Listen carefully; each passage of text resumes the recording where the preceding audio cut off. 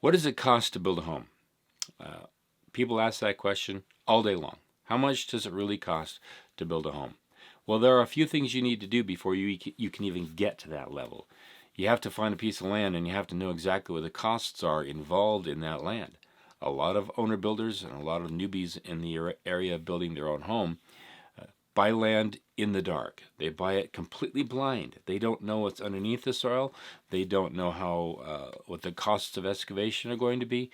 They just buy it because it's cheap. There's some danger with regard to that. I've got a free home site selection checklist that allows you to go through checklist items to make sure that you're seeing what you need to see. One of those happens to be a soils test. If you are purchasing a home site and you're in the negotiation process, make sure you ask for a soils test as part of the purchase price because it's part of your due diligence. Well, you can't go and invest $1,500 or even $2,500 on a soils test prior to purchasing it because you're now investing value in that property. That should really be something that the seller should offer you something. Otherwise, you're in the dark too much. Unless you really know the soil, unless you really know what that area is, don't buy a piece of land in the dark. Know what's under that soil. That's a big issue. You could buy some land that's going to require a 6-foot over excavation with 1-foot compaction tests and a test at every foot level. That's huge. That could be, $20, $30, $40,000 in excavation costs based upon the market in which you're building. Don't buy land in the dark. Negotiate your soils test as part of the purchase price if you can, or ask for it. A lot of the times the seller has those soil tests. Ask for those. That's a key factor. The next one is once you've got your land purchased, make sure all your fees are taken care of. A lot of owner builders buy land in the dark and they don't know that the water meter hasn't been paid, or the water fee hasn't been paid, or the irrigation fee hasn't been paid, or that there really isn't power or gas or any even low voltage access to that parcel. Know what these things are, know where they are, and that will really tell you and some costs in bringing those utilities to the home. I could really talk forever on that, but I just wanted to keep you in mind that your land cost shouldn't be purchased in the dark. If it is, you really will never know what the cost of the home is going to be. Know those costs up front.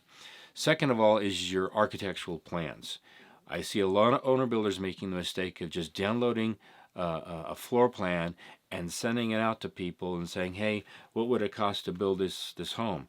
Your lumber package can't be taken off of that. Your framer can't deal with that. There really is no electrical plan with regard to that.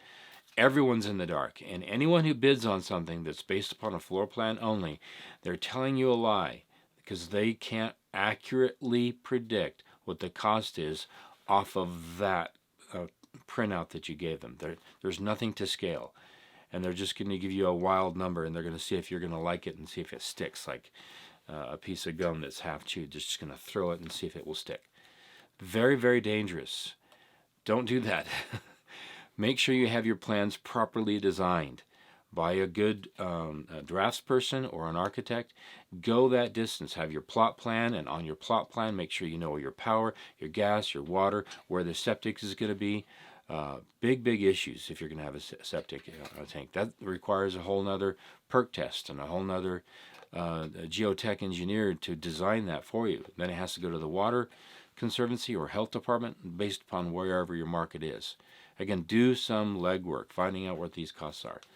The last thing is to have your plans engineered, both architecturally drafted with your electrical plan and everything plotted on the plot plan, knowing exactly where it's going to sit, your driveway, etc., to scale so people can properly bid and estimate off of that. Then your engineered plans actually help two people very importantly, your concrete and your framers.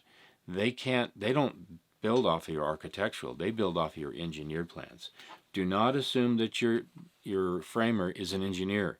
A lot of jurisdictions, especially county jurisdictions, do not require engineered plans. Very dangerous. And I'm seeing people build all the time without engineered plans. And then you think your framer is going to know what to do, and you're going to think that your concrete person or your foundation person is going to build it properly per the soils, per everything else that's there locally. You have to go through that process. Once you have your engineered plans, your architectural plans, and your soils and everything lined out, and you know what those costs to get those things are, now you can bid out your home. A lot of people don't like that because we're talking an investment that's a few $1,000s, several $1,000s for some. Around $10,000, it could be as low as $6,000 if you know how to shop and you have some good people to have a good price locally. Go that distance. Don't assume you can get a good price per square foot without having gone that distance. This is so important on knowing what a proper process is going to be. And if a builder tells you what they can build for without that stuff, that person's lying to you. That person's using bait and switch to pull you into a system, get you locked into a contract, and then you're stuck. Don't do that. This is Keith Kelch on How to Build Your Own Home. If this is helpful, please subscribe or follow me at howtobuildyourownhome.com. Thank you.